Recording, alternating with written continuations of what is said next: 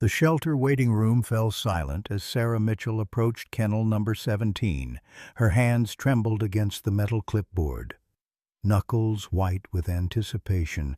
2 years, 3 months, and 14 days of searching had led to this concrete hallway with its antiseptic smell and fluorescent lighting. Just remember, he's been through a lot. The shelter volunteer cautioned, her voice gentle but edged with concern. He might not be the same dog you remember. Sarah nodded.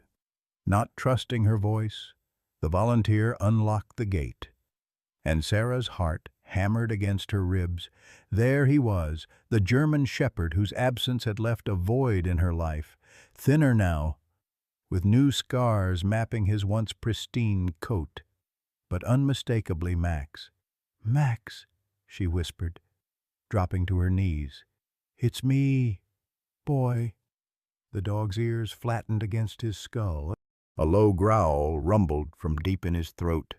His amber eyes, vacant of recognition, filled instead with something Sarah had never seen there before, raw fear and aggression. "Ma'am, please step back now," the volunteer urged, moving between them. "This dog isn't the companion you remember." Max's teeth flashed, his bark exploding through the shelter like a gunshot.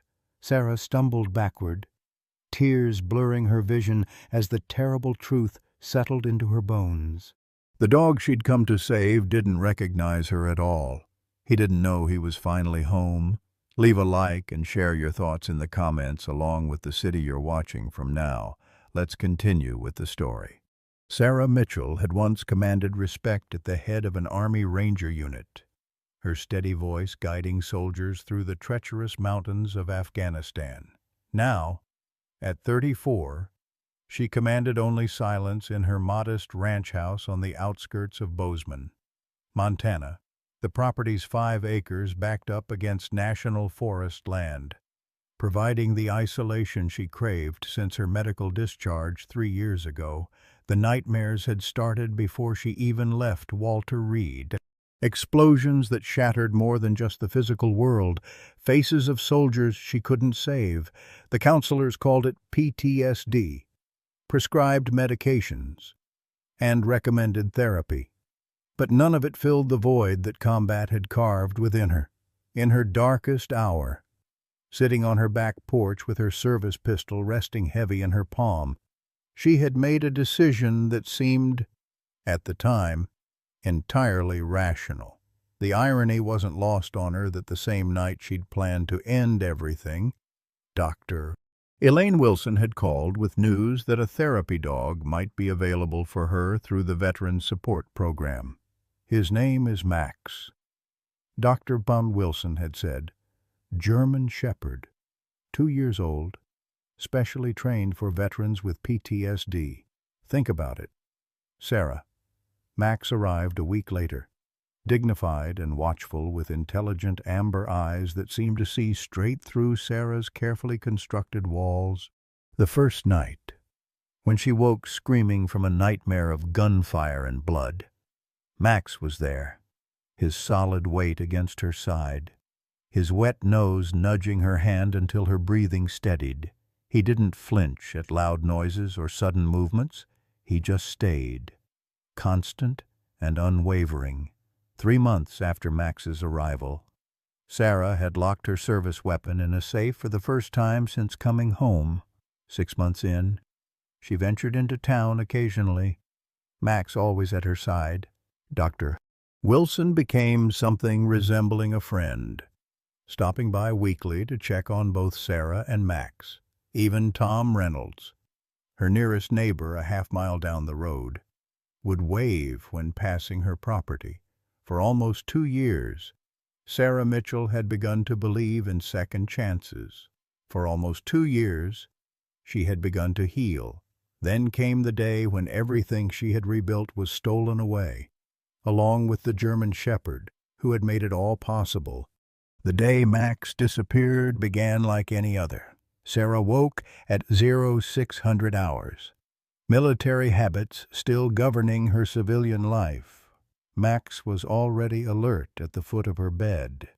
His ears perked forward in anticipation of their morning routine. She scratched behind his ears, earning a soft whine of contentment that always made her smile. "Ready for patrol, soldier." The question was rhetorical. Max was always ready.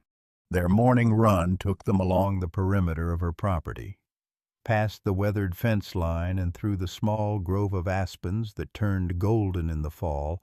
Max stayed close, occasionally darting ahead to investigate an interesting scent before returning to her side.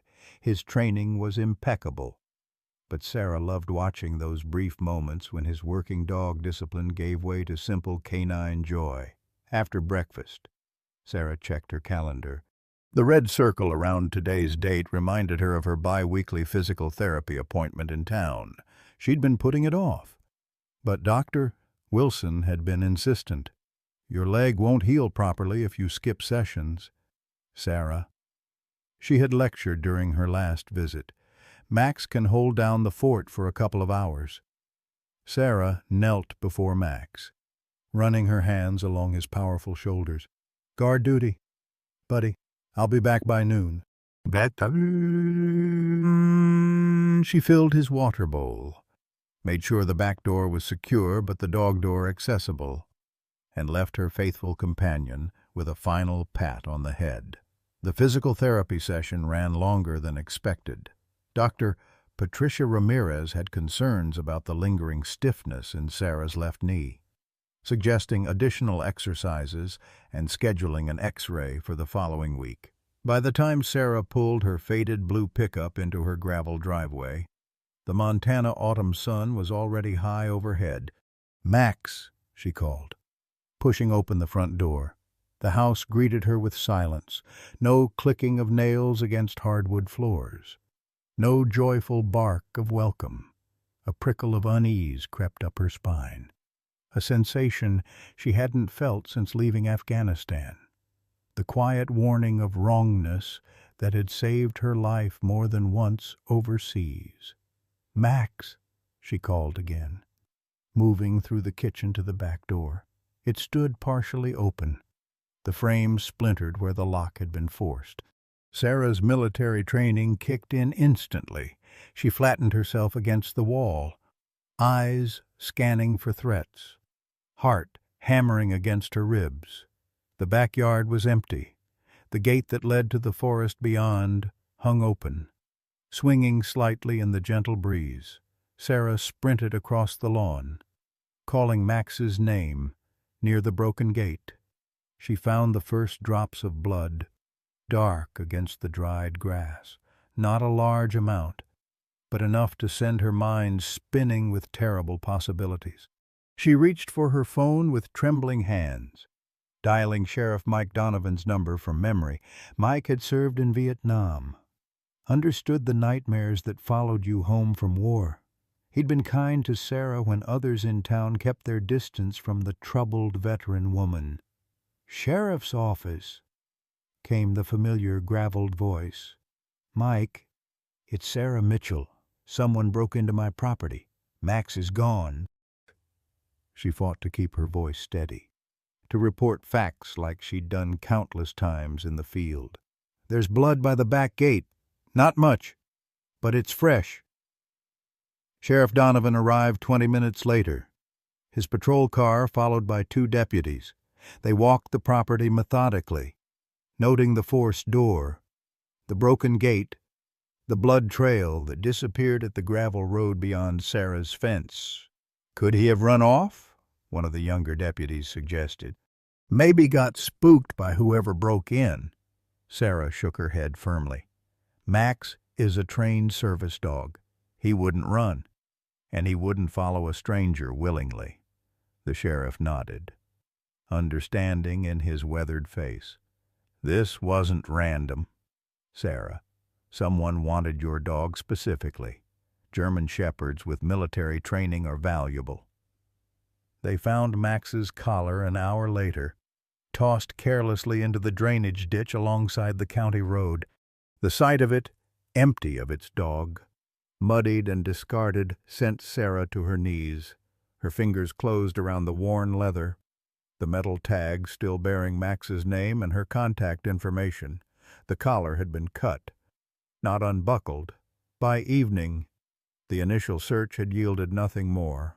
Sheriff Donovan promised to put out an alert and send deputies to check local properties. Sarah stood on her porch as the patrol cars pulled away, Max's collar clutched in her hand, the weight of his absence already a physical ache in her chest. That night, for the first time in nearly 2 years, the nightmares returned with savage intensity. Sarah woke screaming, reaching instinctively for Max's comforting presence before remembering. The emptiness beside her bed unleashed something inside her chest, a primal, wounded sound that echoed through the empty house. By dawn, Sarah had moved beyond grief into cold, focused determination. She'd lost men under her command in Afghanistan. She'd failed to bring them home. She would not fail Max. The next days blurred together. Sarah plastered the town with missing posters. The best photo of Max reproduced in color. Her phone number printed in bold type. She visited every veterinary office and animal shelter within a 100-mile radius. She drove the back roads for hours, calling Max's name until her voice grew hoarse. The community's response surprised her. Locals who had barely acknowledged her existence now stopped to offer help. Search parties formed on weekends, combing the forests and fields surrounding her property. Sheriff Donovan ran background checks on known animal thieves in the county. But as days stretched into weeks without a sign of Max, Sarah felt the first tendrils of true despair. Her PTSD symptoms, so carefully managed with Max's help, returned with a vengeance. The panic attacks left her gasping for breath. Curled on the floor of her shower as the water ran cold, the hypervigilance kept her awake for days, jumping at every sound.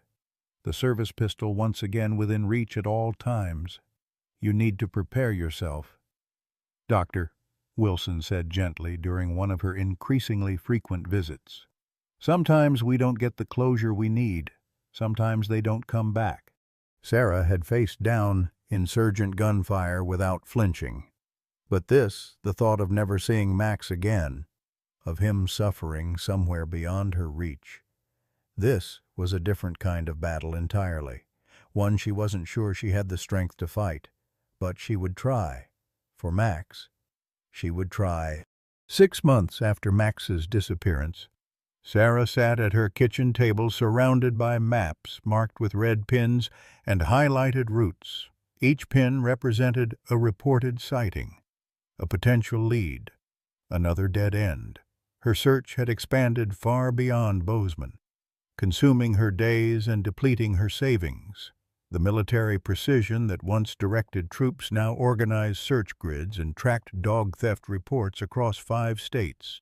Her phone rang, Sheriff Donovan calling, his voice carrying an unfamiliar urgency. "Sarah, I need you to come down to the station. There's something you should see."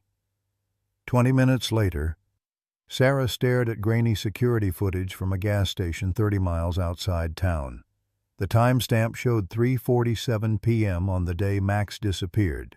A mud-splattered pickup pulled alongside the pumps, and Sarah felt her breath catch when she recognized the driver. "Tom Reynolds," she whispered, watching her neighbor step out of the truck. The camera angle shifted, revealing the truck bed. Inside, a large dog carrier, a German shepherd's face pressed against the grate. Unmistakably Max. "Tom moved to Idaho 3 weeks after Max went missing," Sheriff Donovan explained. "Said it was for work. We didn't connect it until his ex-wife came forward yesterday." The next scene played out in Sheriff Donovan's office, where a thin woman with anxious eyes twisted a tissue between her fingers. "Tom's got gambling debts," Mrs. Reynolds explained. "Bad ones. He borrowed from people you don't borrow from unless you're desperate. Sarah's fingers curled into fists. "So he stole my dog to pay them back." Mrs. Reynolds nodded, tears spilling. "He knew about Max's training, said a dog like that could fetch enough to clear what he owed. I only found out after they threatened our kids when he still couldn't pay."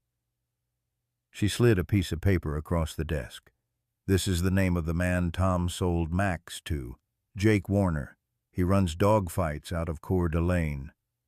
The world tilted sideways, then righted itself with terrible clarity. Dog fights, the blood by the gate, Max her gentle. Brave Max thrown into a ring to either kill or be killed. The thought nearly brought Sarah to her knees. Sheriff Donovan's hand landed heavily on her shoulder. "This crosses state lines, Sarah. It's bigger than my jurisdiction. I've contacted the FBI's animal trafficking unit. But these investigations take time." "I don't have time," Sarah said, her voice flat. "Max doesn't have time." That night, alone in her house, Sarah opened her laptop and began researching dog-fighting operations. What she found sickened her underground networks. Fortunes changing hands, dogs treated as disposable weapons. The statistics on survival rates made her stomach clench. She pushed away from the desk and vomited into the kitchen sink. When the trembling subsided, Sarah made a call to the one person she knew would understand. Dr. Powell Wilson arrived an hour later, her medical bag in one hand and a bottle of whiskey in the other. "I know what you're planning," the veterinarian said, pouring 2 fingers of amber liquid into a glass. "And I know you well enough to realize I can't stop you." Sarah accepted the glass but didn't drink. "He's alive. Elaine, I can feel it. Even if you find him—" Dr. Wilson hesitated. "Dogs forced into fighting suffer severe trauma. They're not the same animals afterward. Some can never be rehabilitated." "I don't care if he's changed," Sarah said fiercely. "He didn't give up on me when I came back broken from Afghanistan. I won't give up on him." 3 days later, Sarah Mitchell put her ranch up for sale. The property that had been her sanctuary and prison sold quickly to a developer with cash in hand. With the money secured, Sarah loaded her pickup with only essentials. The last thing she packed was Max's bed, still holding his scent after all these months. Following the trail of Jake Warner led Sarah into a shadowy world she'd never imagined existed in America. From Idaho to Oregon, Washington to Nevada, she tracked the circuit of illegal dog fights. She learned to speak the language, to ask the right questions in the right places. She connected with an underground network of animal rescuers who risked their safety to infiltrate fighting rings and save the animals they could. "Warner moves his operation every few weeks," explained Cassie, a former veterinary technician who now worked covertly to identify fighting dogs that could be rehabilitated. "But he's got a reputation for finding military-grade dogs. Says they make the best fighters with the right conditioning." The word made Sarah's blood run cold. She knew what conditioning meant in this context. Starvation, isolation, abuse, all designed to transform a loyal companion into a weapon. Through Cassie's connections, Sarah obtained a photograph taken at a fight 3 months after Max's disappearance. The image quality was poor, but there was no mistaking the German shepherd in the makeshift ring. Blood matting his fur, eyes wild with fear and forced aggression, Sarah stared at the photo for hours, memorizing every new scar, noting the way Max's powerful body had grown leaner, harder. "He's still fighting," Cassie said, her voice gentle but honest. "That means he's winning." The knowledge brought no comfort. Every victory in the ring pushed Max further from the dog he had been.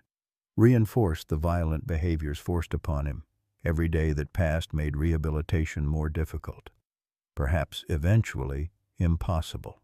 Sarah narrowly missed finding Max at a fight outside Reno, arriving hours after the operation had been tipped off about a police raid. She followed rumors to an abandoned property in rural Oregon, only to find empty kennels and the lingering smell of bleach. Each near miss felt like losing him all over again. Meanwhile, Sheriff Donovan kept her updated on the federal investigation, which moved with excruciating slowness through layers of bureaucracy and legal procedure. "They're building a RICO case," he explained during one of their weekly calls, "going after the whole network, not just Warner." "Max could be dead by then," Sarah responded, her voice hollow. The months of searching took their toll. Sarah's PTSD, once carefully managed, now ruled her nights and crept into her days. The hypervigilance that had kept her alive in Afghanistan now pushed her toward paranoia. She slept in her truck more often than not, waking from nightmares with her hand reaching for a weapon. Only the thought of Max, somewhere out there, needing her, kept her moving forward. Then came the call that changed everything. Cassie's voice on the line, breathless with urgency. "There was a big bust near Twin Falls. Warner got away, but they rescued 12 dogs. One of them is a German shepherd with a faded tattoo in his ear. Military issue. Sarah, I think it's Max." The Sun River Animal Shelter outside Twin Falls was a converted warehouse, its concrete walls painted in cheerful colors that belied the grim work conducted inside. Sarah pulled into the gravel parking lot at dawn. Having driven through the night from Boise, her hands shook as she cut the engine, exhaustion and hope warring within her chest. Cassie met her at the entrance, clipboard in hand, her face grave. "He's in isolation. The sheriff's department transferred the fighting dogs here because we have experience with rehabilitation cases. But—" She hesitated. "You should prepare yourself, Sarah. He's not the dog you remember." The words echoed what the shelter volunteer would later tell her. But Sarah nodded stoically. 2 years in combat had taught her to compartmentalize emotion. 2 years searching for Max had taught her that hope was both sustenance and poison. "I need to see him," she said simply. Before they entered the isolation ward, Cassie handed Sarah a file. Inside were photographs that documented Max's condition upon intake.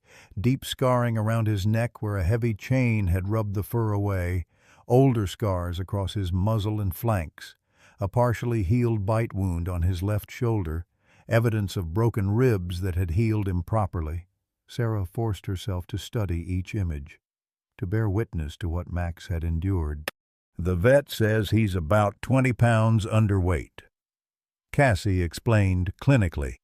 "Blood tests show evidence of performance-enhancing drugs in his system. Common in fighting dogs, they use them to increase aggression and pain tolerance." Sarah closed the file, her jaw tight. "Has he shown any aggression toward staff?" Cassie's expression answered before her words did. "He's not safe to handle. We're using catch poles for feeding and cleaning. 3 days ago, nearly took off a volunteer's hand when she got too close to the kennel." The isolation ward was separated from the main shelter, its concrete block walls lined with reinforced kennels. The harsh fluorescent lighting revealed empty runs except for the one at the far end. Sarah approached slowly, her boots echoing in the cavernous space. In the last kennel, a German shepherd lay curled in the corner, his amber eyes tracking her movement with predatory intensity. "Max," she whispered, sinking to her knees before the chain-link door, the dog's ears flattened against his skull. A low growl rumbled from deep in his chest, a sound that raised the hairs on Sarah's arms, a sound she had never heard from Max before. She remained still, speaking softly, letting him remember her voice. "It's Sarah. Buddy, I've been looking for you for so long." The growl deepened. Max rose to his feet, his movements fluid despite his injuries. His once glossy coat was dull, marked with scars and patches where the fur had never grown back properly. But it was his eyes that broke Sarah's heart, flat, distrustful, devoid of the intelligence and devotion she remembered. Behind her, Cassie shifted uneasily. "He doesn't recognize you." "He will," Sarah insisted, though doubt crept into her voice. "He just needs time." Time, however, revealed little improvement. Each day, Sarah sat by Max's kennel for hours, talking softly, reading aloud from the dog-eared paperbacks she kept in her truck. Max remained wary, hostile, retreating to his corner whenever she moved too suddenly. The shelter staff watched with a mixture of sympathy and resignation, having seen too many fighting dogs who could never return to being pets. "There's a rehabilitation center in Arizona that specializes in cases like his," Cassie suggested gently after a week of no progress. "They have more resources than we do here, more experience with severe trauma." Sarah shook her head firmly. "He's not going anywhere without me." Meanwhile, fragments of Max's story emerged through the investigation. After being sold to Jake Warner, Max had initially resisted training as a fighting dog. Unlike strays or purpose-bred pit bulls, his temperament had been shaped by positive reinforcement and companionship. According to a handler who'd turned state's evidence, Warner had nearly killed Max in those early days, beating him savagely when he refused to attack other dogs. "Some dogs break right away," the handler explained to investigators in testimony Sarah later read. "Others never do those we put down.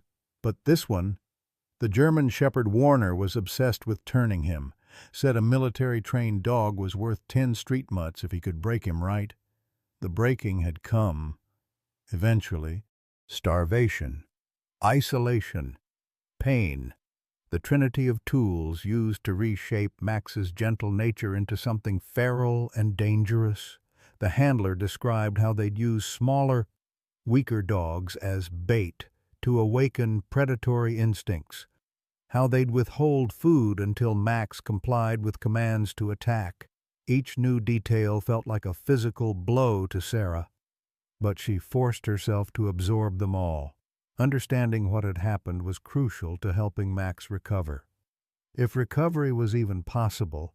3 weeks after finding Max, as winter settled over Idaho with bitter persistence, an unexpected breakthrough occurred. Sarah arrived at the shelter to find emergency vehicles in the parking lot, red and blue lights flashing against the snow. Inside, shelter staff moved with frantic purpose. Cassie rushed to intercept her. "Flash flood warning. The creek behind the property is rising. We're evacuating the animals to the high school gym." Sarah found the shelter director, offering her help. "I was a logistics officer in Afghanistan. Tell me what you need." For the next 4 hours, Sarah directed the evacuation with military efficiency, organizing transport for frightened animals, ensuring medication and special needs were documented and addressed. The fighting dogs, Max included, presented a particular challenge, requiring secure transport that wouldn't allow them to harm each other or staff. It was past midnight when Sarah helped load Max's kennel onto a truck. The winter storm had intensified, turning roads treacherous. Inside his travel crate, Max paced nervously, sensitive to the tension around him. "I'll follow in my truck," Sarah told Cassie, "just in case." The convoy of vehicles moved slowly through the blizzard, windshield wipers fighting a losing battle against the snow. 2 miles from the shelter, disaster struck. The truck ahead of Sarah slid on a patch of black ice, its rear wheels fishtailing before it slammed into a guardrail and tipped onto its side. Sarah skidded to a stop, grabbing the emergency kit from under her seat. The driver was dazed but conscious, bleeding from a cut on his forehead in the overturned cargo area. Animal crates had broken open. A cacophony of frightened barking filled the air. "Max!" Sarah gasped, spotting his damaged crate among the wreckage. The impact had sprung the door. The German Shepherd was gone. For 3 terrifying hours, Sarah searched the snowy woods alongside first responders. The blizzard reduced visibility to mere feet, the temperature plummeting dangerously. Most of the escaped animals were quickly recovered, huddling near the accident site. But not Max. "He's a fighter," one of the deputies pointed out grimly. "He'll go to ground. Hide. That's what they're trained to do." Sarah refused to believe it. "He's injured and scared. He won't go far." She continued searching long after the official rescue teams had retrieved the last of the other animals, snow soaked through her jeans. Her fingers numb despite her gloves. Hypothermia was a real risk. But the thought of Max freezing to death alone in the woods was unbearable. Near dawn, as the storm finally began to abate, Sarah spotted tracks leading down toward the swollen creek. Following them, she found herself on a narrow bank, the rushing water dangerously close. The tracks ended at the water's edge. "Max," she called, her voice swallowed by the roar of the creek. "Max, where are you?" A faint whimpering drew her attention to a tangle of storm debris caught against a fallen tree. There, half submerged in the frigid water, was Max. He'd been swept downstream and managed to catch himself on the makeshift dam, but his hindquarters were trapped beneath a heavy branch. His eyes, when they met Sarah's, held something new, not recognition, exactly, but desperation, without hesitation. Sarah waded into the freezing creek. The current pushed against her legs with frightening strength, threatening to topple her with each step. Max growled as she approached, but it was weaker now, the sound of an animal in pain rather than one preparing to attack. "I've got you, buddy," Sarah soothed, reaching for the branch pinning him. "I'm going to get you out of here." The wood was sodden and heavy, requiring all her strength to shift. Each movement caused Max to whimper, but Sarah worked methodically, talking to him constantly. When the branch finally moved enough for Max to pull free, she expected him to flee. Instead, exhaustion and injury kept him immobile, shivering violently in the shallow water, making a quick decision. Sarah removed her coat, wrapping it around the soaked dog. Then, with a grunt of effort, she lifted Max's 70 pounds of trembling muscle and bone into her arms. The shore seemed miles away, each step precarious in the rushing water. But Sarah's determination never wavered. By the time she staggered up the bank, her limbs were numb, her breath coming in painful gasps. Max lay limp in her arms, barely conscious. Using her emergency whistle, Sarah signaled the search teams still combing the area. Within minutes, headlights appeared through the trees. The veterinarians at the emergency clinic worked through the morning to stabilize Max. Severe hypothermia, a fractured pelvis from the crash, reopened wounds from his fighting days. The prognosis was guarded but hopeful. "You saved his life," Dr. Cohn Wilson told Sarah, having driven 8 hours through the storm when she heard about the accident. "That counts for something." Sarah, herself being treated for exposure, managed a tired smile. "He saved mine once. I was just returning the favor." What no one anticipated was how the near-death experience would alter Max's relationship with Sarah, whether it was the trauma of the accident, the experience of being rescued, or simply his physical vulnerability. Something had shifted. When Sarah visited his recovery kennel the next day, the constant growling was absent. Max watched her warily, but with a new awareness in his gaze. On the third day, when Sarah sat reading beside his kennel, Max did something extraordinary.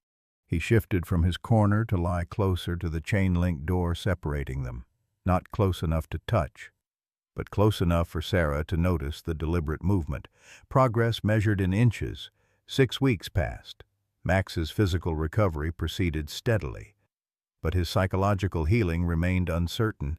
He no longer showed aggression toward Sarah, but neither did he display the joyful recognition she desperately hoped for. The shelter staff, initially skeptical, began to notice small changes. Max would take treats gently from Sarah's hand, would allow her to sit beside his kennel without retreating to his corner. "He may never be the dog you remember," Cassie cautioned, "but he's forming a new bond with you. That's remarkable, given what he's been through." Sarah adjusted her expectations accordingly. If Max couldn't return to being her service dog, perhaps he could still have a life of dignity and safety with her. She began researching rural properties in Montana, seeking a place where a traumatized dog could heal without the pressures of close neighbors or urban triggers. As spring thawed the Idaho landscape, turning the shelter grounds from white to muddy brown, Sarah found a modest cabin on 20 acres outside Missoula. The owner, a Vietnam veteran who understood her situation, agreed to a reasonable lease with option to buy. The remote location would give Max space to recover at his own pace, away from the stimuli that still sent him into defensive aggression. The day before their planned departure, Sarah sat with Max in the shelter's outdoor exercise area. A double fence ensured safety, allowing Max freedom from his kennel while preventing escapes. He explored the space methodically, his movements still showing traces of his injuries but growing stronger each week. Sarah watched him, remembering the dog who had once slept beside her bed, who had pressed his weight against her during panic attacks, who had brought her back from the edge of self-destruction. That dog was gone. She knew now, but perhaps this new Max, scarred and wary though he was, could still find happiness in the life she planned to build for them. As she sat lost in thought, a tennis ball rolled to a stop at her feet, a toy left behind by another dog. Without thinking, Sarah picked it up. Max froze across the yard, his attention suddenly fixed on the yellow sphere in her hand. "You want this, boy?" Sarah asked, not expecting a response. To her astonishment, Max's ears perked forward. His tail, usually held low, gave a single tentative wag. Sarah held her breath, afraid to hope, and gently rolled the ball toward him. Max watched it bounce across the dirt. For a long moment, he stood motionless. Then, with deliberate care, he picked up the ball in his mouth and turned toward Sarah. Their eyes met across the yard, and in Max's gaze, Sarah caught the first flicker of something she'd thought lost forever: trust. The Idaho shelter parking lot was nearly empty when Sarah arrived that morning. The pre-dawn air crisp with the promise of spring. Her truck was packed with the sparse belongings she'd accumulated during her months-long search: clothing, books, Max's old bed, and new supplies for their fresh start in Montana. Today was the day she'd been both anticipating and dreading. Max would finally be released into her care. Dr. Wilson had driven up from Bozeman to accompany them, her practical sedan filled with medications, specialized equipment, and the quiet confidence that had sustained Sarah through the darkest days of her search. The veterinarian waited beside her car, 2 coffee cups steaming in the cool air. "Nervous?" she asked, handing one to Sarah. "Terrified," Sarah admitted, accepting the cup. "What if I can't give him what he needs?" Doctor. Wilson's weathered face softened. You already have. You found him when everyone else had given up. That's the hard part. The rest is just patience. Inside, Cassie waited with final paperwork and medication instructions. The shelter director, a stern-faced woman who had initially opposed releasing Max to Sarah, stood nearby with arms crossed.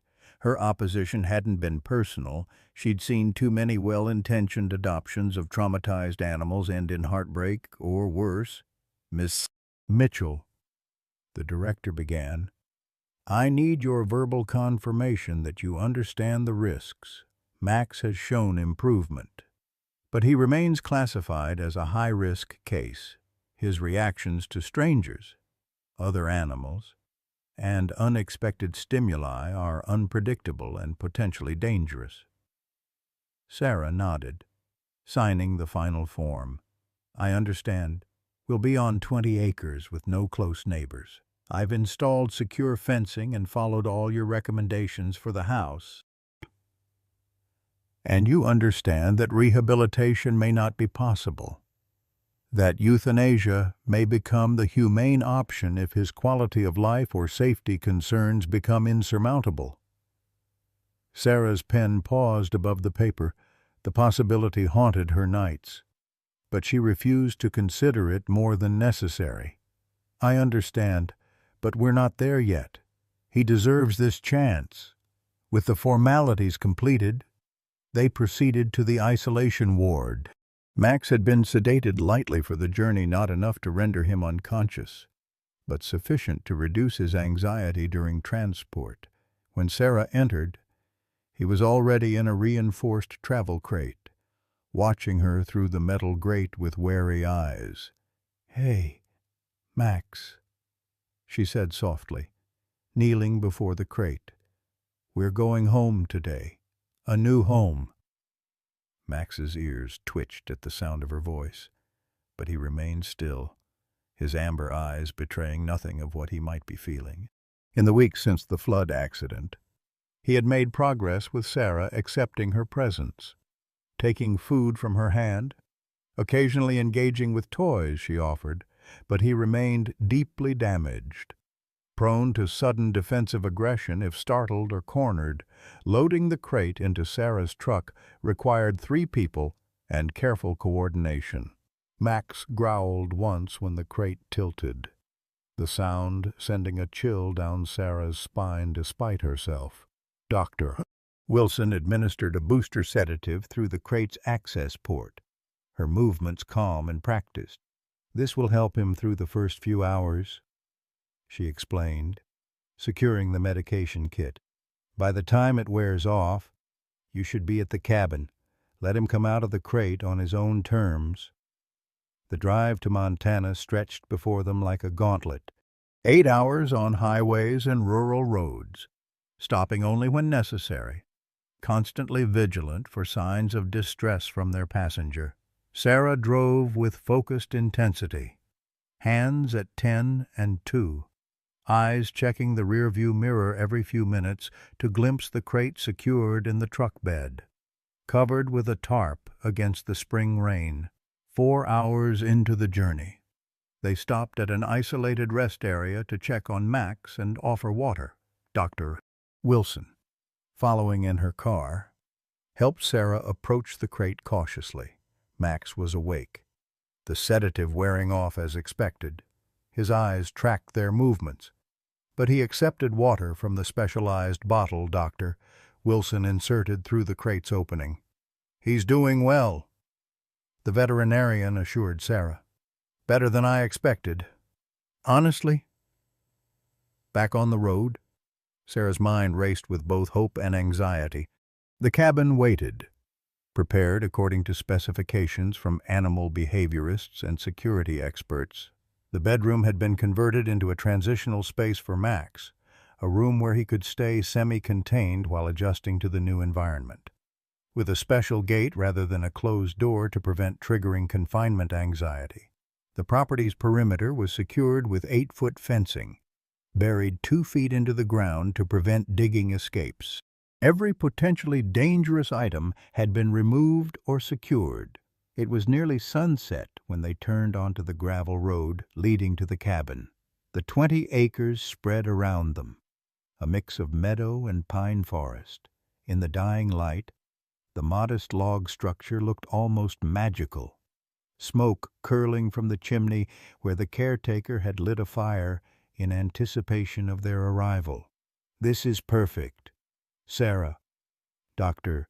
Wilson said, surveying the property. "Isolated enough to minimize triggers, but not so remote that help isn't available if needed." They parked close to the cabin's side door, which led directly to the room prepared for Max. With painstaking care, they unloaded the crate and carried it inside, placing it in the center of the room with its door facing the open gate. Fresh bedding, water, and food waited nearby. The room smelled of pine and fresh paint, neutral and new. "Now we wait," Dr. Wilson said, closing the door behind them. "Let him come out on his own timeline. It could be hours. Are you prepared for that?" Sarah nodded, settling onto the couch in the main room. Through a baby monitor recommended by a trainer who specialized in traumatized military dogs, she could hear Max's occasional movements inside the crate. Darkness fell completely, and still Max remained inside his transport crate. Dr. Wilson eventually retreated to the guest room, promising to help in the morning. Sarah stayed vigilant, dozing occasionally but never fully sleeping. Around 3 in the morning, the baby monitor captured the distinct sound of the crate door swinging open. Sarah held her breath, listening, cautious pause on the wooden floor, sniffing, the soft clink of tags as Max investigated his new surroundings, fighting every instinct to go check on him. She remained on the couch, allowing him the privacy to explore without pressure. Dawn found her still awake, eyes gritty with exhaustion, but heart lighter than it had been in months. Through the monitor, she could hear Max's steady breathing, not the tense, alert rhythm he maintained at the shelter, but something closer to relaxation. When Dr. Wilson emerged from the guest room, Sarah put a finger to her lips, then pointed to the monitor. "He's sleeping," she whispered. "Actually sleeping, not just resting." The veterinarian smiled. "That's significant. He feels secure enough to lower his guard." Their first week at the cabin established a careful routine. Sarah maintained a predictable schedule, crucial for a dog whose world had been chaos for so long. Meals appeared at the same time each day, placed just inside the gate while Max watched from across the room. Gradually, he began eating while Sarah sat quietly nearby. Rather than waiting for her to leave, Dr. Wilson departed after 3 days, promising to return in 2 weeks to check on their progress. "Remember, this is a marathon, not a sprint," she cautioned. "There will be setbacks. Don't lose hope when they happen." True to her warning, the setbacks came.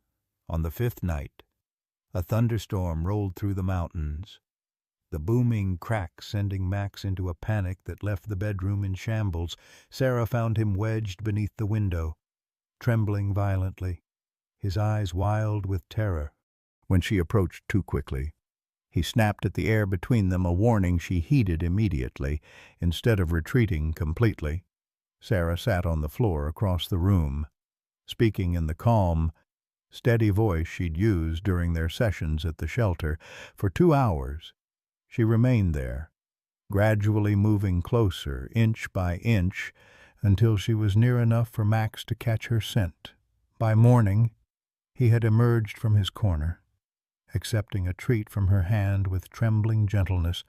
These moments of connection remained fragile, easily shattered by unexpected noises or movements, but they grew more frequent as April turned to May, as the meadow surrounding the cabin erupted in wildflowers, As Max began venturing out into the fenced yard for longer periods, the most significant breakthrough came unexpectedly. Sarah was sitting on the porch steps, watching Max explore the perimeter of the yard as he did each morning.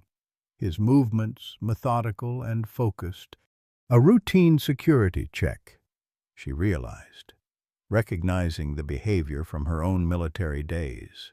Without warning, a deer crashed through the underbrush just beyond the fence, startling them both. Sarah flinched at the sudden movement. Max froze, his body tensing for flight or fight, but instead of retreating to the safety of the cabin, he turned toward Sarah, reading her reaction. When she remained calm, he visibly relaxed, resuming his patrol with only a wary glance toward where the deer had disappeared. He had looked to her for guidance. For the first time since finding him, Max had treated Sarah as a source of information about potential threats rather than a threat herself. That night, he slept on the floor beside her bed instead of in his corner of the converted bedroom. It was these small victories that Sarah clung to when doubt crept in during the long nights. Max would never be the carefree companion who had pulled her back from the brink of suicide after Afghanistan. That dog was gone, transformed by cruelty into something more complex, more guarded. But in his place was emerging a new Max, one who carried his trauma like Sarah carried hers, visible in the way he moved through the world, but not defining him completely. 6 weeks after their arrival in Montana, Sarah received a call from Sheriff Donovan. The FBI had finally moved on Jake Warner's operation, conducting simultaneous raids across 3 states. Warner himself had eluded capture, but much of his network had been dismantled. More importantly, they had recovered documentation of every dog that had passed through his hands. "There's something you should know," the sheriff said, his voice grave. According to their records, Max wasn't just stolen as a random valuable dog. He was targeted specifically. Sarah felt cold dread pool in her stomach. "What do you mean?" "Warner had a buyer lined up before the theft even occurred, someone who specifically wanted a German Shepherd with military training. The buyer's information was encrypted, but they're working on it." The implications weren't lost on Sarah. Max hadn't been a victim of opportunity. He had been hunted.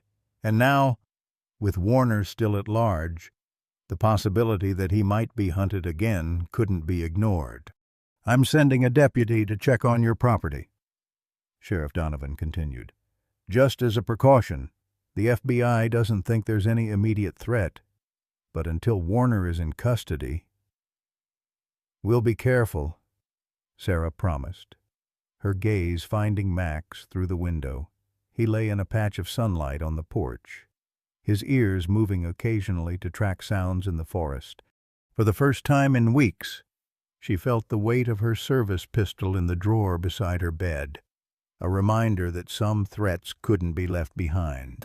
The anonymous call came on a Tuesday morning in early June, 3 months after Sarah and Max had settled into their Montana sanctuary. The voice on the line was female, hesitant, refusing to give a name.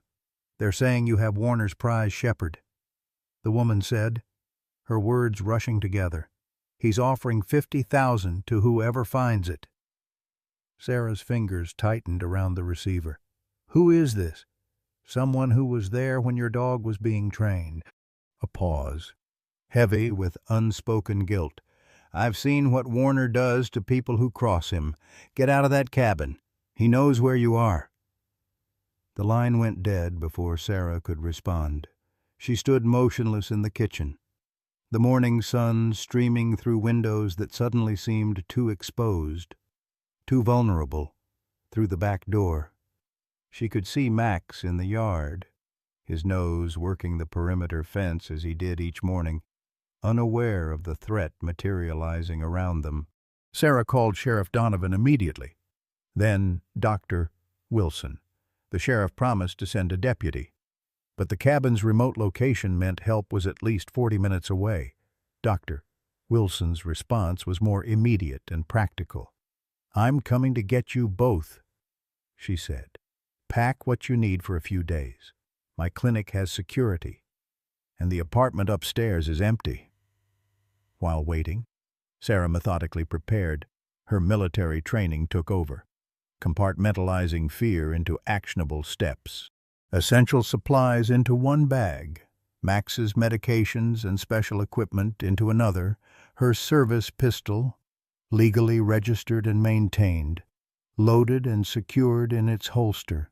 Max sensed the change in routine, growing increasingly agitated as Sarah moved through the cabin with urgent purpose. When she approached him with the transport harness, a necessary precaution, given his lingering unpredictability, he backed away, a low growl rumbling in his chest. "It's okay, boy," Sarah soothed, kneeling to his level. "We need to go, just for a little while." The sound of tires on gravel announced Dr. Wilson's arrival. Max's head swung toward the noise, his body tensing. Sarah managed to secure the harness while he was distracted, attaching the long lead that would allow control without triggering his defense responses.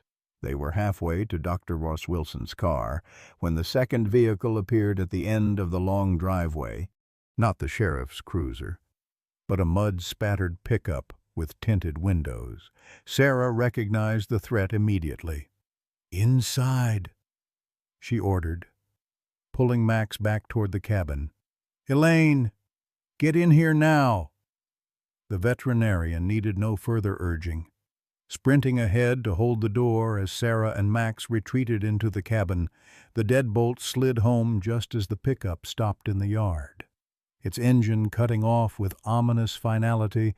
"There's a back exit through the mudroom," Sarah whispered, leading them away from the windows. "My truck keys are on the hook. Take Max and go."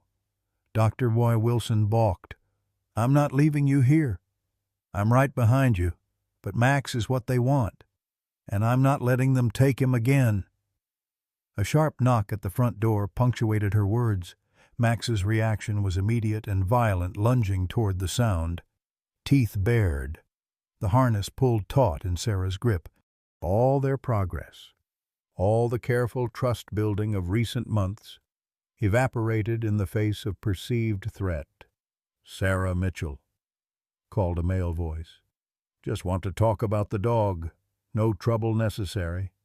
Sarah signaled for silence, guiding Dr. Wilson and Max toward the mudroom. The alternative exit had been part of her security planning, a reinforced door leading to a path that curved around the back of the property, hidden from view by dense pines. The front door shuddered under a heavy impact. They were out of time.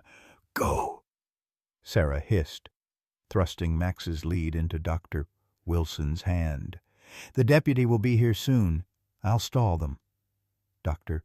Wilson hesitated, her expression torn between professional duty and friendship. "Sarah, please. Elaine, I can't lose him again." Another crash from the front of the cabin decided the matter. Dr. Wilson took the lead, guiding the still agitated German shepherd through the back door. Sarah watched them disappear into the trees before turning to face the intruders, her service pistol steady in her hands. The confrontation that followed was brief but violent. Two men, one bearing Warner's familiar face from wanted posters. The other, unknown but equally menacing, broke through the front door, only to find Sarah waiting, weapon leveled. "The dog's already gone," she said calmly, "and the police are on their way." Warner's smile never reached his eyes. "Then we'll find him. Dogs leave trails, especially ones that know me." "He's not yours anymore," Sarah replied, her finger steady on the trigger. "He never really was." The standoff might have ended differently if the promised deputy hadn't arrived at that moment. Siren wailing up the driveway, Warner and his companion retreated, but not before making a final threat. "This isn't over. Mitchell, That dog is worth more than you know." They were empty words thrown in retreat, but they left Sarah shaking with adrenaline, crash, and delayed fear. The deputy secured the scene, calling for backup and taking her statement. By the time additional units arrived, Dr. Wilson had called from her clinic, confirming that she and Max had arrived safely. The immediate danger had passed, but the sense of security Sarah had worked so hard to build lay in ruins. Max, traumatized again by the encounter, had regressed significantly. Dr. Wilson reported that he had retreated to the corner of her apartment, refusing food or comfort, growling at any approach. "It's like we're back at the shelter," the veterinarian said, her voice heavy with disappointment. "All that progress." Sarah closed her eyes, leaning against the cabin wall. The place that had begun to feel like home was now being processed as a crime scene. Deputies dusting for prints and photographing the splintered door frame. "I'll be there as soon as they let me leave. Maybe he'll respond better to me." But when Sarah arrived at the clinic 3 hours later, Max's reaction to her presence shattered what remained of her hope. The German shepherd didn't just fail to recognize her, he actively recoiled, teeth bared in unmistakable warning. The trust they had built over months of patient work had vanished, replaced by the defensive aggression of a cornered animal. "What happened?" Sarah asked, her voice breaking as she retreated from the makeshift kennel Dr. Wilson had created in her apartment. "Trauma response." Dr. Wilson explained gently. The harness, the hurried evacuation, the raised voices, it likely triggered memories of his time with Warner. He's associated you with that fear now. The following days brought little improvement. Sarah remained at the clinic, sleeping on a cot outside Max's kennel, her presence constant but non-threatening. Max watched her warily, accepting food only when she left the room, responding to her voice with flattened ears and lowered head. Meanwhile, the legal situation grew increasingly complex. Warner had escaped capture again, slipping away before roadblocks could be established. The FBI interview revealed more about the mysterious buyer who had initially ordered Max's theft, a foreign national with connections to private military contractors, interested in dogs with specialized training for purposes they wouldn't specify. "He's not just a pet to these people," the FBI agent explained during a follow-up interview. "He's an asset, and they don't give up on valuable assets easily." A week after the break-in, Sarah faced the most difficult meeting of her life. Dr. Wilson had arranged for a specialized animal behaviorist to evaluate Max's condition. The prognosis was devastating. The cumulative trauma has created a perfect storm, the behaviorist explained, her expression grave as they sat in Dr. Wilson's office. His history with military training, the fighting ring, and now this latest incident. It's too much. His stress hormones are through the roof. He's living in a constant state of fight or flight. "But we were making progress," Sarah insisted, her voice hollow. "He was getting better. And with enough time, he might again. But the practical reality is that he's now classified as dangerous. He can't be rehomed. And keeping him means constant management for what could be years, with no guarantee of improvement." The unspoken alternative hung in the air between them. Sarah felt as though the ground had dropped away beneath her feet. After everything, the search, the reunion, the careful rehabilitation, to end like this seemed like the cruelest possible outcome.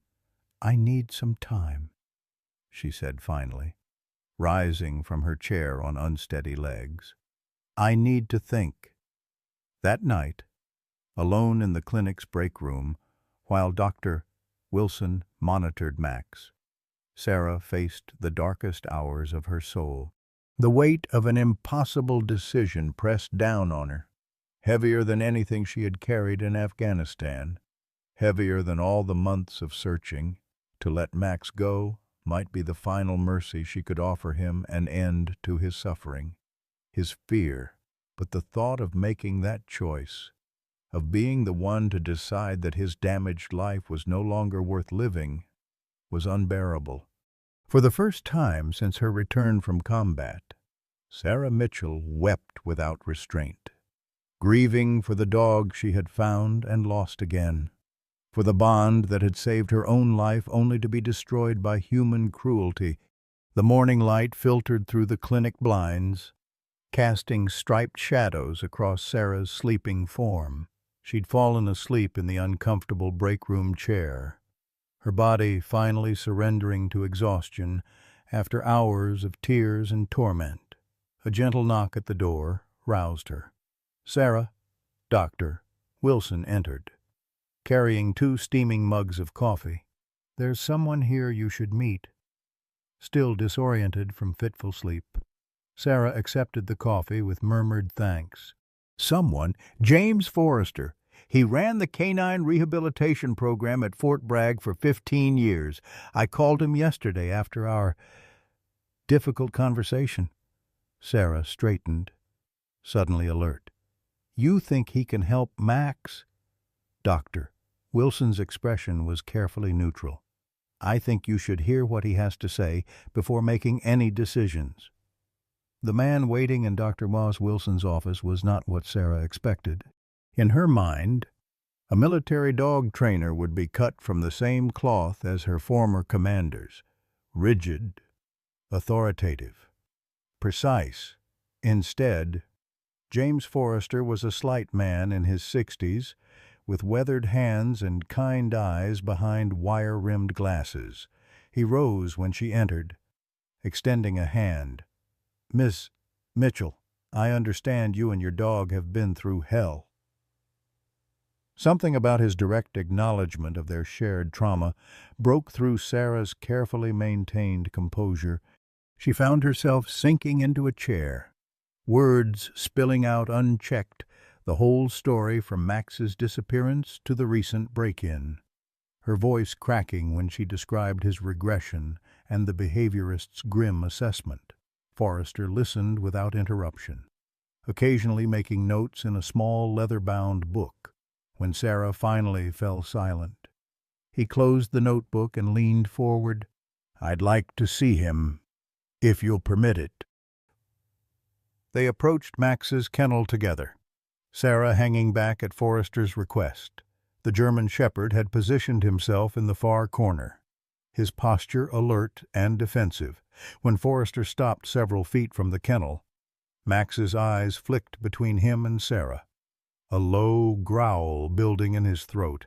Instead of retreating, Forrester simply sat cross-legged on the floor, his movements unhurried. He didn't look directly at Max, directing his words to Sarah, though pitched for the dog to hear. "Military dogs are different," he began conversationally, "especially ones like Max who've been through specialized training. It's not just about commands and behaviors, it's about identity. They know what they are, what their purpose is." Forrester withdrew a small canvas pouch from his pocket, removing what appeared to be a worn leather collar. This belonged to a retriever named Cooper. IED detection in Kandahar. Lost his handler and would have been euthanized for aggression. But I had a theory. He placed the collar on the floor between them, continuing his quiet narration. Working dogs develop what we call operational identity, a sense of self built around their training and bond with their handler. When that identity is violently disrupted, they don't just lose their purpose, they lose themselves. Sarah glanced toward Max, surprised to see his attention fixed on Forrester. His growling subsided to watchful silence. "Your Max was a therapy dog," Forrester continued. "His operational identity was built around protecting you, reading your emotional state, keeping you safe. Then he was stolen and forcibly retrained for fighting a complete perversion of his core identity. It's no wonder he's struggling. The behaviorist said his trauma is too severe, Sarah said softly. Forrester shook his head. She's not wrong about the trauma, but she's missing the bigger picture. Max isn't just exhibiting fear responses, he's trying to reconcile two contradictory identities. For the first time, Forrester turned to look directly at Max. The fight training is the more recent imprint, reinforced by pain and fear. That's what emerges when he's threatened. But underneath, his original training still exists. We just need to help him remember who he was before. Or how? By recreating the conditions of his original operational context. Forrester reached into his pocket again, withdrawing a small object. May I see that photo on your phone? The one from before he was taken. Sarah pulled up the image she'd used for the missing poster's Max on her porch. Alert and dignified in his service dog vest, Forrester studied it, then held up what he'd taken from his pocket, a small metal tag, nearly identical to the one visible on Max's collar in the photo. Do you still have his original tags, or anything else from before? A sudden realization struck Sarah. She'd kept Max's collar all this time, the one found discarded by the road after his abduction, carrying it as a talisman during her search. It now rested in her overnight bag, brought to the clinic out of habit rather than hope, when she returned with the worn leather collar.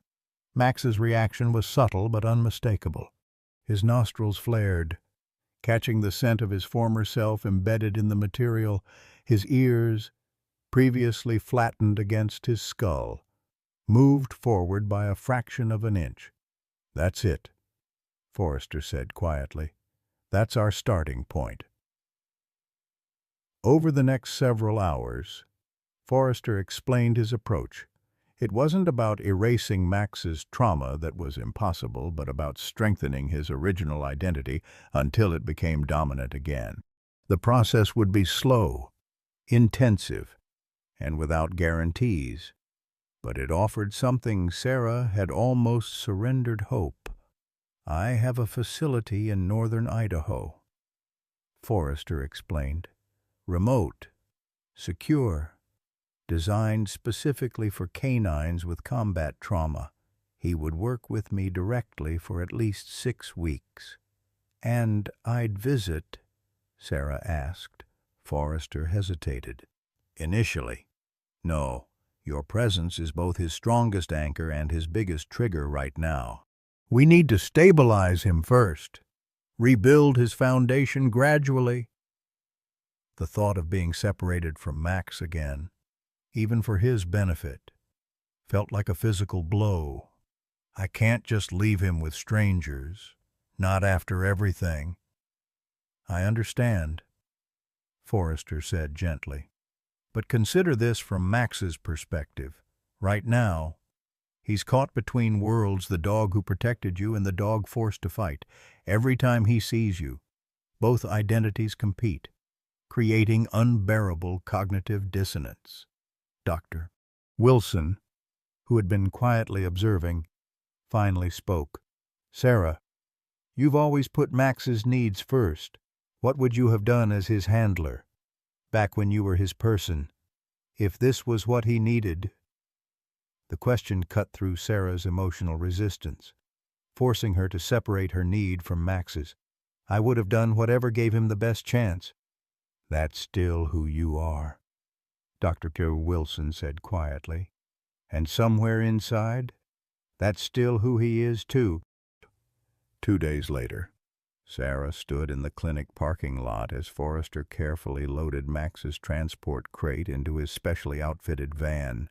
The German Shepherd had been lightly sedated for the journey, his wary eyes following Sarah's movements from behind the grate. I've authorized you as his medical proxy, she told Forrester, handing over a folder of documents Dr. Wilson had helped prepare. But I need your word that if things go wrong, you'll call me. I need to be there. Forrester accepted the folder with appropriate gravity. You have my word, but Sarah, I want you to prepare for a different possibility as well, which is that the dog who comes back to you won't be the same Max you lost.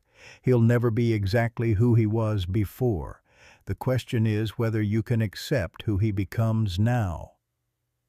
It was a question Sarah had been asking herself since agreeing to Forrester's proposal. The Max who had pulled her back from suicide, who had lain beside her bed during nightmares, who had known her emotional state sometimes. Before she did, that dog might truly be gone forever. Could she love the survivor who returned, with all his scars and new boundaries? I just want him to have peace, she answered finally, whatever that looks like. As Forrester's van disappeared down the road, Dr. Wilson stood beside Sarah in silent support. What will you do now? It was a question with no easy answer. The cabin, once a sanctuary, now felt tainted by Warner's intrusion. Her savings, depleted by the long search for Max, offered limited options, and with Warner still at large, security remained a pressing concern. Sheriff Donovan called this morning, Sarah said. The FBI made another arrest in Warner's network, someone with financial records. They're closer to identifying the buyer who ordered Max's theft. That's a positive development, Dr. Wilson replied cautiously. They found something else, too. Sarah turned away from the empty road, her expression hardening. Documentation about the dogs in Warner's operation, training logs, sale records, fight histories. Dr. Wilson's breath caught. Max's records, and dozens of others, dogs that passed through his hands over the past 5 years. Sarah's voice grew tight with controlled anger. Most are dead now. Some were sold to overseas buyers. A few might still be in fighting rings across the Northwest. Understanding dawned in Dr. Wilson's eyes. Sarah, I gave them everything I know, Sarah continued, a new resolve straightening her shoulders. Every location I tracked during my search for Max, every contact, every rumor. They're building a task force focused on the trafficking network. And they want you involved, Dr. Wilson guessed. Sarah nodded. My military background, my experience tracking Warner's operation, they think I could be an asset, especially since I have personal knowledge of how these dogs are trained and transported.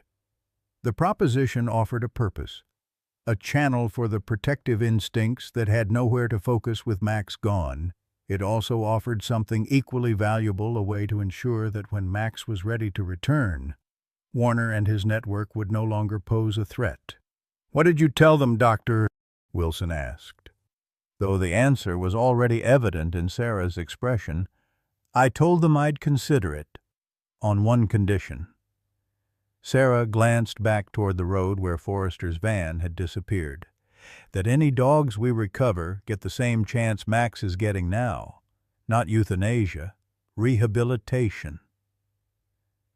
As they walked back toward the clinic, Sarah felt something shift within her, not healing exactly, but a realignment. For 2 years, her life had been consumed by a single mission: find Max. Now, with that mission completed but the outcome still uncertain, a new purpose emerged from the wreckage. If she couldn't protect Max directly in the coming weeks, she could protect others like him, could dismantle the system that had caused his suffering. It wouldn't erase the pain of separation, but it might give it meaning, and for now, that would have to be enough. 8 months had transformed the modest building outside Missoula. What had once been an abandoned veterinary clinic was now the Montana Canine Rehabilitation Center, its freshly painted sign visible from the rural highway. The 5-acre property bustled with activity volunteers walking dogs along carefully designed sensory trails, construction crews finishing a new kennel wing, a delivery truck unloading specialized equipment near the main entrance. Sarah Mitchell stood at the edge of the gravel parking lot, surveying what she and Dr. Bo Wilson had built from an impulsive idea and sheer determination. Her appearance had changed as dramatically as the property hair now cut efficiently short, body leaner and more muscular from months of physical work, eyes sharper but somehow lighter. The dark circles of perpetual exhaustion had finally faded. "Ms. Mitchell." A young volunteer approached, clipboard in hand. "The new transport is 10 minutes out. 3 dogs from the Idaho case." Sarah nodded, glancing at her watch. "Alert the medical team. Have we received their files?" "Dr. Wilson has them. She's prepping the intake room." The volunteer hurried off, and Sarah allowed herself a moment of quiet satisfaction. In the month since Max had gone to Forrester's facility, her life had taken an unexpected turn. What began as consulting work with the FBI's Animal Trafficking Task Force had evolved into something more permanent and personal. The rehabilitation center had started as Dr. War Wilson's vision, but Sarah had thrown herself into the project with military precision and the passion of someone intimately familiar with the need. They specialized in cases others considered hopeless: fighting dogs too traumatized for traditional shelters, military and police canines suffering from operational stress, pets recovered from abuse situations. Each dog that passed through their doors received individualized rehabilitation plans, drawing on cutting-edge behavioral science and the growing network of specialists Sarah had cultivated during her work with the task force. "Transport's early," called a voice behind her. Dr. Wilson emerged from the main building, medical kit in hand, her practical scrubs replaced by surgical greens. "You ready for this batch? The report says they're in rough shape." "Aren't they all?" Sarah replied. But there was no bitterness in her tone, only steady resolve. Together, they walked to the receiving area, a specially designed space with reduced stimuli and multiple safety protocols. The incoming dogs, 2 pit bull mixes and a Doberman, had been rescued during a raid on one of Warner's former associates. All 3 showed signs of fighting trauma, their bodies mapped with scars similar to those Max had carried. As the staff moved through the careful intake process, Sarah found herself studying the Doberman's eyes, wary, hostile, but with a flicker of something beneath the aggression. Fear, yes, but also confusion. The recognition of that confused suffering as a mirror to Max's had become the foundation of her approach to rehabilitation. "He's going to be a project," Dr. Wilson murmured, noting the Doberman's reaction to the male handlers. "But he's watching you. That's a good sign." Sarah nodded, maintaining her distance but holding the dog's gaze steadily.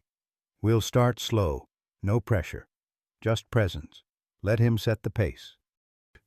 The methodology wasn't so different from what Forrester had described for Max, adapted for the specific needs of fighting dogs rather than military-trained ones, building trust incrementally, respecting boundaries, finding the individual path back to balance for each animal. With the new arrivals settled in their initial assessment kennels, Sarah retreated to her office, a small room with windows overlooking the property's western boundary. The space was functional rather than comfortable, dominated by a desk covered with case files, rehabilitation plans, and construction specifications for the center's next expansion. A framed photograph stood beside her computer, Max in his service dog vest, taken before his abduction. Sarah had dozens of pictures from that period, but this one captured something essential about him: the alert intelligence in his eyes, the dignified set of his ears, the calm confidence of a dog who knew his purpose. Beside it sat a more recent image, delivered by Forrester 3 months into Max's rehabilitation. The physical changes were evident: weight regained, coat glossy again, posture more relaxed. But it was the subtle shift in his expression that meant the most to Sarah. The flat, defensive stare from the shelter had softened into something more contemplative, not the joyful openness of before, but not the traumatized vigilance either. Something new, something earned through suffering and gradual healing. The regular updates from Forrester had become Sarah's lifeline during the difficult first months of separation. Weekly emails with clinical observations gave way to occasional video clips, Max engaging with simple training exercises, exploring the secure grounds of the facility, eventually accepting gentle handling from Forrester himself. 4 months in, Forrester had called with cautious optimism. "He's stabilizing," he'd reported. "Still hypervigilant, still prone to defensive reactions when startled. But the baseline anxiety is decreasing. We've started reintroducing service dog commands. There's muscle memory there." "And his aggression?" Sarah had asked, the question that haunted her most. "Contextual now, not generalized. He can differentiate between actual threats and environmental stressors. That's significant progress." At the 6-month mark, Forrester had suggested what once seemed impossible: a controlled visit. "It's time to see if we can bridge the gap," he'd explained. "But you need to be prepared for any outcome. He may not respond the way you hope." Sarah had driven to Idaho with a heart full of equal parts hope and terror. The reunion took place in Forrester's training yard, a neutral space with multiple escape routes for Max, designed to minimize pressure. Sarah had been instructed to sit quietly, to make no demands, to let Max approach or retreat as he chose. The memory of those tense minutes still tightened her throat. Max had emerged from the facility with Forrester, no leash or harness, free to make his own choice. He'd seen Sarah immediately, his body language shifting from relaxed to alert. For a long, terrible moment, he had simply stared at her from across the yard, giving no indication whether he recognized her as friend or foe. Then, with deliberate caution, he had begun to approach, not directly, but in a wide arc that brought him gradually closer. Sarah had remained motionless, scarcely breathing, as Max circled to investigate her scent from a safe distance. Recognition had come in stages: a subtle shift in his ears, a slight softening around his eyes, a tentative step closer. He had stopped just beyond arm's reach, studying her face with an intensity that searched for something beyond physical features. "Max," she had whispered, his name falling from her lips like a prayer. His response wasn't the exuberant recognition she had once dreamed of. There was no rush forward, no whining greeting, no pressing against her side as in the days before his abduction. Instead, he had simply lowered his defensive posture, sitting on his haunches in a gesture that was neither rejection nor full acceptance, but something more profound: a choice to remain in her presence without fear. It had been enough, more than enough. 2 more visits followed over subsequent weeks, each showing incremental progress. By the 3rd meeting, Max had accepted gentle contact, allowing Sarah to stroke his head briefly before moving away. Forrester had been clear that these were positive signs, but not guarantees. "He's building a new relationship with you," he'd explained, "not reclaiming the old one. That distinction matters." Now, sitting in her office at the rehabilitation center, Sarah allowed herself to contemplate the next step. Forrester had called 2 days ago with the news she'd both longed for and dreaded. Max was ready for permanent placement.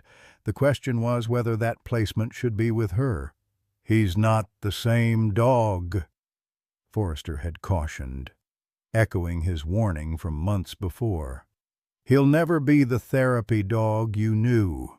His trauma responses are managed but not erased. He requires consistency, predictability, and an environment sensitive to his triggers. "And you don't think I can provide that?" Sarah had asked, trying to keep disappointment from her voice. "On the contrary," Forrester had replied, "I think you've spent the last 8 months creating exactly that environment.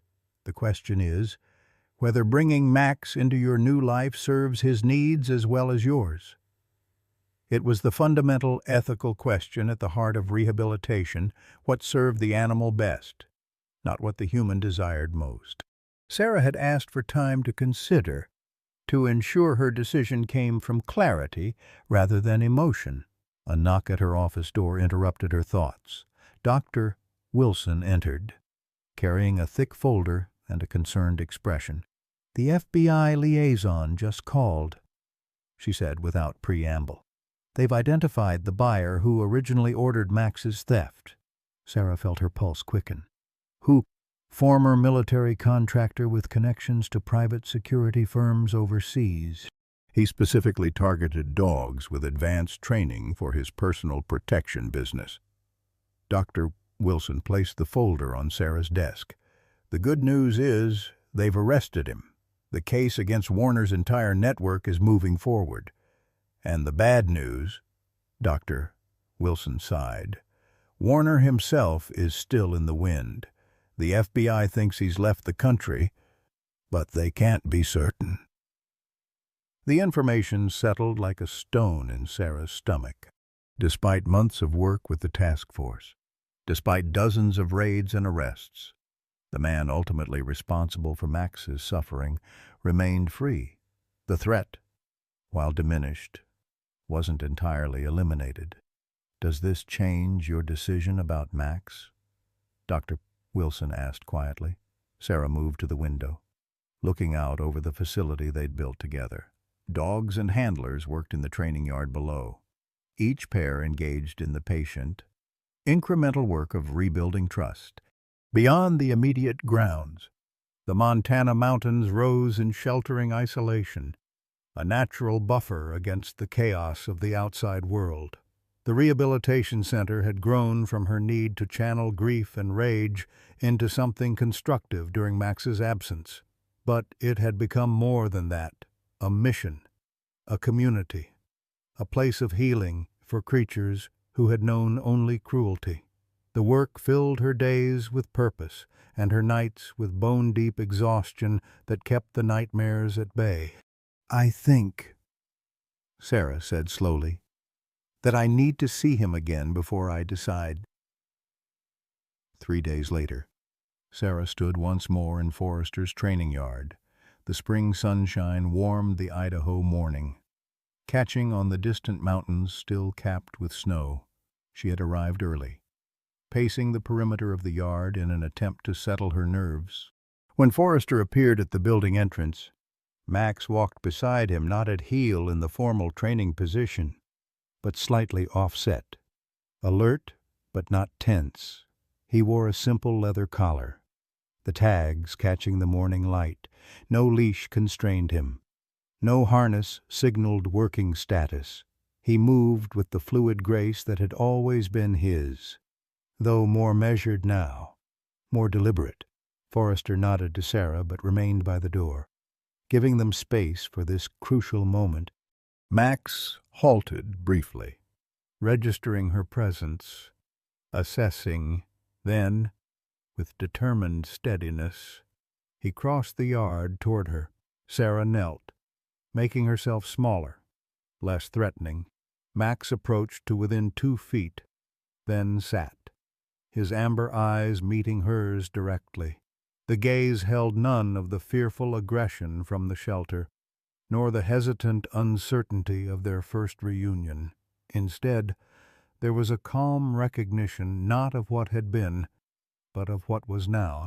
Slowly, Sarah extended her hand, palm up, offering contact without demanding it. For a long moment, Max remained still, considering. Then he leaned forward, pressing his muzzle gently against her fingers. "Hey, Max," she whispered, her voice thick with emotion. "It's good to see you." "Mimie." As the morning sun climbed higher, casting their shadows across the yard, Sarah Mitchell and her German shepherd began the careful dance of reacquaintance, not as handler and service dog, but as two survivors finding their way back to each other, changed but undefeated, their bond transformed but unbroken by all they had endured. And in that quiet reconnection lay the answer to her question, to her. Max's place was with her, not because either of them needed to reclaim the past, but because together they had found a way to move beyond it. Their shared purpose now wasn't therapy or service, but something equally meaningful, the work of helping others heal from wounds they understood too well. In our golden years, we understand loss like few others can, the kind that hollows you out and leaves you wondering if wholeness will ever return. Sarah and Max's journey speaks to something we know in our bones, that healing isn't about erasing scars, but learning to carry them with dignity, like Max. Many of us have survived battles others can't see, have been broken and remade by life's cruelties. We recognize ourselves in Sarah's unwavering loyalty, in her refusal to abandon hope even when experts said it was time to let go, because we've been there, standing in the ruins of what was forced to build something new from the rubble. This story reminds us that our deepest wounds can become our greatest purpose, that the bond between two souls who've weathered trauma together transcends words, transcends years, transcends even memory itself. In a world that often dismisses our pain as something to get over, Sarah and Max show us that true healing happens when we honor our scars instead of hiding them, when we use our hard-won wisdom to create safe harbors for others still lost in the storm. That, dear friends, is not just survival, it's triumph. I hope you enjoyed today's story. Subscribe to the channel so you don't miss more stories like this. Leave a like and comment below what you thought of the story. See you in the next video.